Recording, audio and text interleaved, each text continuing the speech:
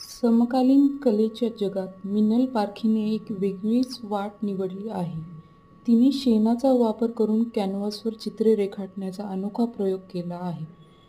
पारंपरिक भारतीय संस्कृतीत गोमय म्हणजेच गायीचे शेण पवित्र मानले जाते आणि त्याचा उपयोग विविध धार्मिक व शाश्वत उपक्रमांमध्ये केला जातो. याच घटकाचा उपयोग मिनलने सृजनासाठी केला आहे आणि त्यामुळे तिच्या चित्रकृतींना एक वेगळीच सांस्कृतिक आणि भावनिक संदर्भ लाभला आहे.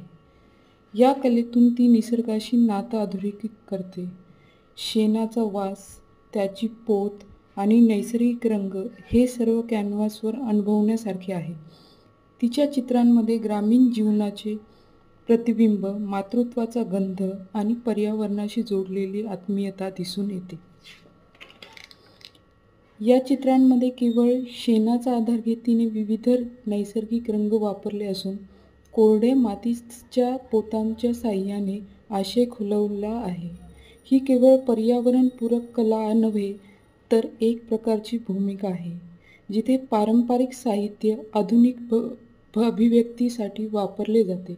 या प्रयोगातून मिनलने सृष्टी, संस्कृती आणि सर्जन यांचा सुंदर संगम घडवून आणला आहे.